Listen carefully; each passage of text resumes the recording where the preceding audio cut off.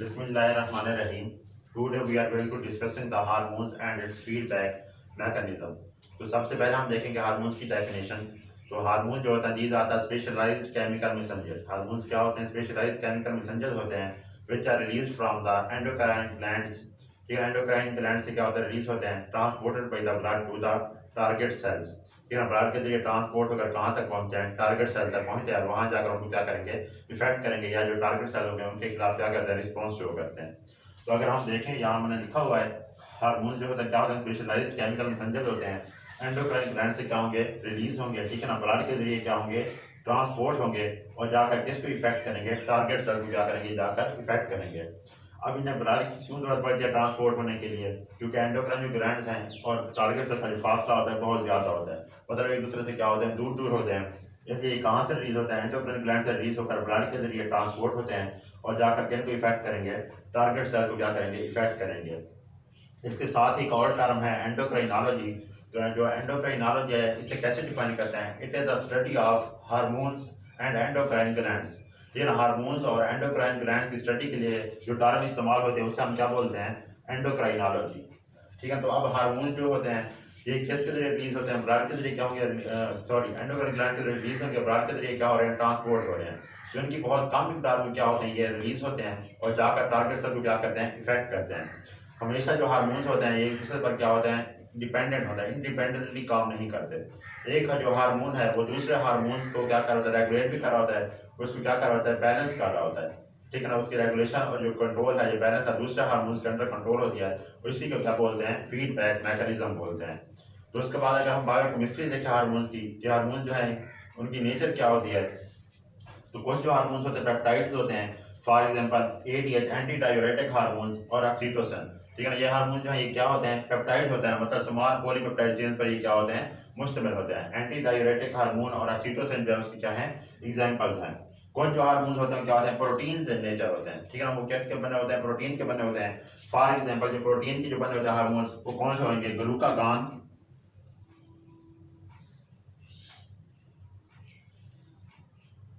Plus insulin. ये जो दो हार्मोन हैं इंसुलिन और ग्लूकागॉन, इनकी जो नेचर है वो क्या होता है? प्रोटीन इन नेचर होते हैं। यानी किस चीज के बने होंगे? प्रोटीन के बने होते हैं, ग्लूकागॉन भी और इंसुलिन भी। जब कुछ जो हार्मोन्स होते हैं वो क्या होते हैं? अमाइनो एसिड्स के बने होते हैं। ठीक है, या उनके डेरिवेटर से, for example epinephrine and nor epinephrine. ठीक है, जो hormones amino acid in nature होते हैं वो कौन से होते हैं? Epinephrine and nor epinephrine.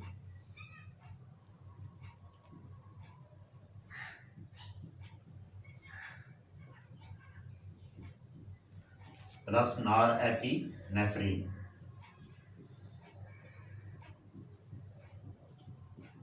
ये ना कुछ जो हार्मोन्स होते हैं क्या होता है? अमाइनो एसिड नेचर होता है, एपिनेफ्रीन और नॉर एपिनेफ्रीन। और कुछ जो हार्मोन्स होते हैं वो स्टेरॉइड्स के बने होते हैं। फॉर एग्जांपल जितने भी सेक्स हार्मोन्स हैं, फॉर एग्जांपल उनमें से टेस्टोस्टेरोन आ जाते हैं, एस्ट्रोजन आ जाते हैं। ठीक है, उनकी जो नेचर होती है वो क्या होते हैं? स्टेरॉइड्स की होती है, टेस्टोस्टेरोन।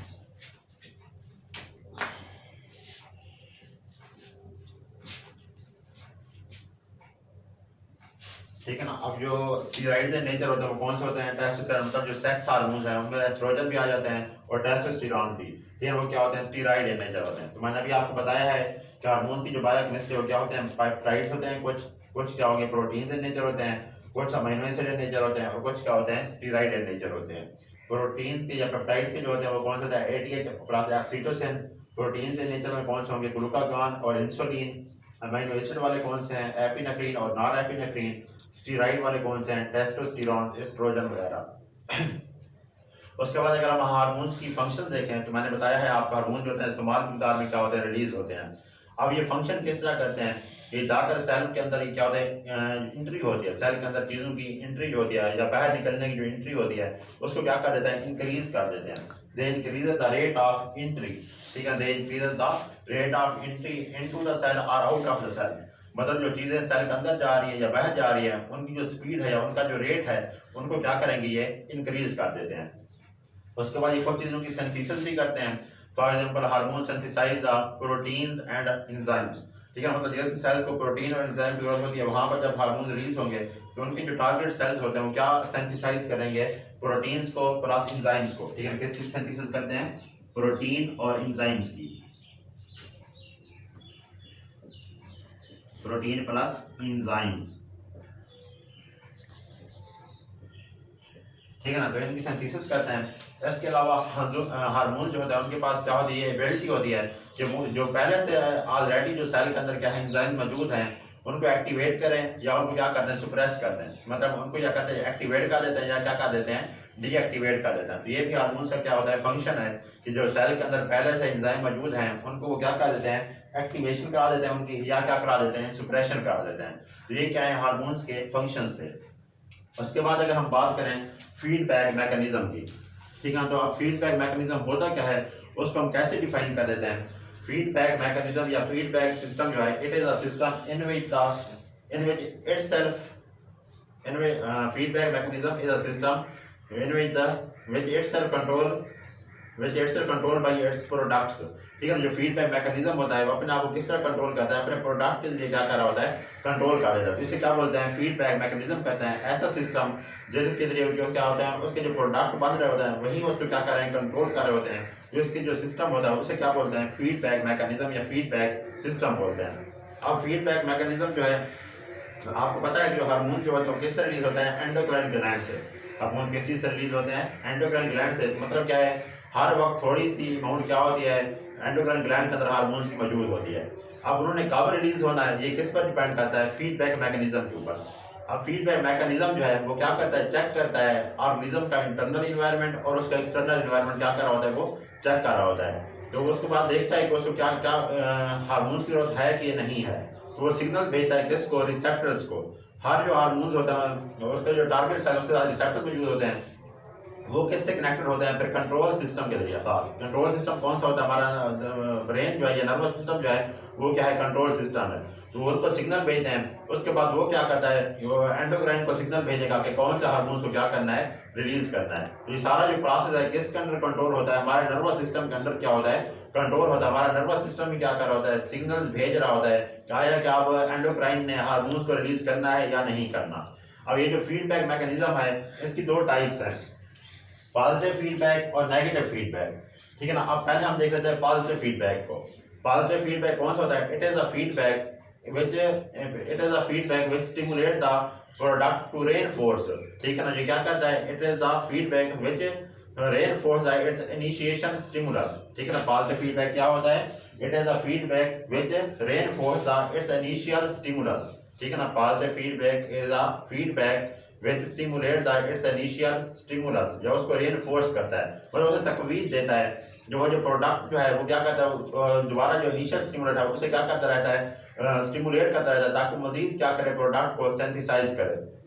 मोस्टली ये क्या होता है रेयरली इन नेचर होता है एंडोक्राइन ग्लैंड्स के अंदर, लेकिन ये इसको कहाँ पर हम देख सकते हैं पॉजिटिव फीडबैक या एग्जांपल देखें तो जहाँ पर बाउंड होता है हमारे किसी इंजरी हो जाए हाथ के ऊपर स्किन के ऊपर कहीं पर इंजरी हो जाती है तो वहाँ से जैसे ही ब्लड रिलीज होता है तो वो क्या करता है उसका जो प्रोडक्ट होता है वो बार बार उसे स्टिमुलेट कर रहा होता है क्या करे ब्लड क्लॉटिंग करे।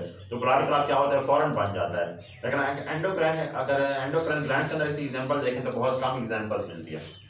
दूसरा जो है वो कौन सा है नेगेटिव फीडबैक। जो नेगेटिव फीडबैक होता है इसका हम कैसे डिफाइन करते हैं it is a feedback which counters the initiative stimulus, ठीक है। It is a feedback which counters the initiative stimulus, मतलब ये क्या करता है अपोजिट काम कर रहा होता है इनिशिएटिव स्टिमुलस के। जो पॉजिटिव फीडबैक था वो उसके अपोजिट काम नहीं करता बल्कि उसे रेनफोर्स कर रहा होता है। ये क्या कर रहा है काउंटर कर रहा है जो क्या होता है इनिशिएटिव स्टिमुलस है उसके खिलाफ काम कर रहा है। अब अगर इसकी हम एग्जांपल देखें नेगेटिव फीडबैक सिस्टम की क्योंकि यही जो है कॉमन होता है जिसके अंदर एंडोक्राइन ग्लैंड्स के अंदर या एंडोक्राइन जो है इसकी बेस पर क्या कर रहे होते हैं काम कर रहे होते हैं। तो इसके लिए एग्जांपल दी गई है जो मैंने आपको यहाँ पर दिखाया हुआ है डॉग्स की, ठीक है ना। पहले एक ऐसा डॉग है जिसके अंदर क्या होता है उसका जो मेटाबॉलिक रेट है वो क्या है स्लो है, ये क्या हो रहा है कम हो रहा है। अगर जो है मेटाबॉलिक रेट क्या है कम है या डिक्रीज हो रहा है डिक्रीज, ठीक है ना। एक डॉग है उसका मेटाबॉलिक जो रेट है वो क्या है डिक्रीज है या कम हो गया है। तो इसकी वजह से क्या होता है जो हाइपोथैलेमस होता है वो क्या हो जाता है स्टिमुलेट हो जाता है। जो हाइपोथैलेमस होता है क्या रिलीज करता है थायरोट्रोपिक रिलीजिंग हार्मोन, ठीक है ना। ये क्या करता है थायरोट्रोपिक रिलीजिंग हार्मोन को क्या करेगा रिलीज कर देता है जो हाइपोथैलेमस है। अब ये जाकर किसको इफेक्ट करता है पिट्यूटरी ग्लैंड को, ठीक है ना। थायरोट्रोपिक रिलीजिंग हार्मोन जो है ठीक है हाइपोथैलेमस से रिलीज होगा और जाकर किसको इफेक्ट करेगा पिट्यूटरी ग्लैंड को इफेक्ट करेगा। पिट्यूटरी ग्लैंड इसके रिस्पॉन्स के लिए क्या करेगा, एक और हार्मोन रिलीज करेगा जिसे क्या बोलते हैं, थायराइड स्टिमुलेटिंग हार्मोन। ठीक है ना, वो क्या रिलीज कर देता है, थायराइड स्टिमुलेटिंग हार्मोन को क्या करेगा, रिलीज करेगा। अब ये थायराइड स्टिमुलेटिंग हार्मोन है, ये किसके पास चले जाएगा, थायराइड ग्लैंड के पास। ठीक है ना, जो थायराइड पिट्यूटरी ग्लैंड से क्या रिलीज होगा, थायराइड स्टिमुलेटिंग हार्मोन, ये रिलीज होकर किसके पास जाएगा, थायराइड ग्लैंड के पास। अब थायराइड ग्लैंड को सिग्नल मिल जाएगा, वो क्या सिक्रीट करेगा, थायरॉक्सिन को क्या कर देता है, सिक्रीट कर देता है। अब ये जो थायरॉक्सिन है, ठीक है ना, ये क्या करेगी, मेटाबॉलिक रेट को क्या कर देगी, इंक्रीज कर देगी। ठीक है ना, जैसे थायराइड ग्लैंड किसको रिलीज करेगा, थायरॉक्सिन को।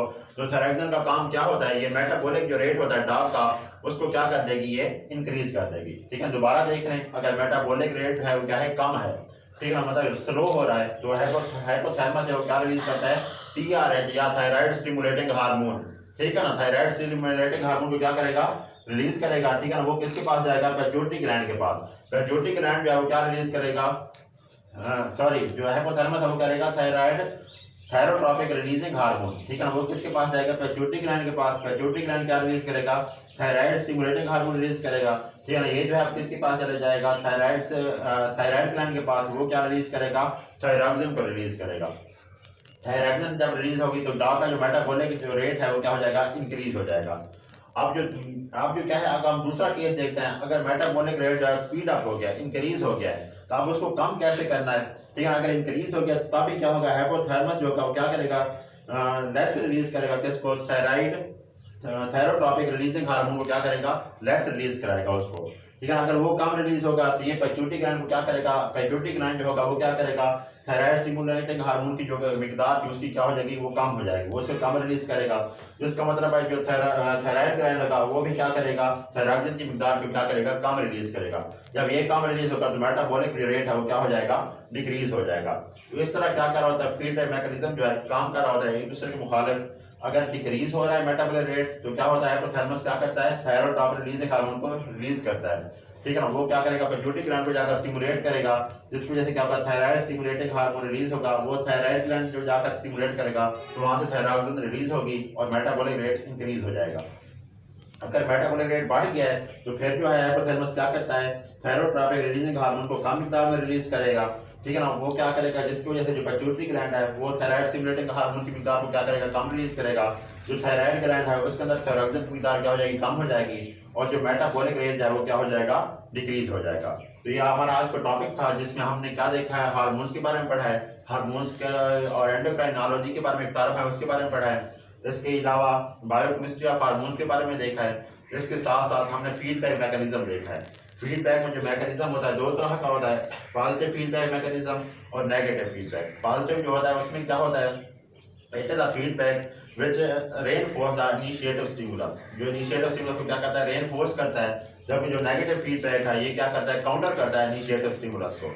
तो that's all from today lecture.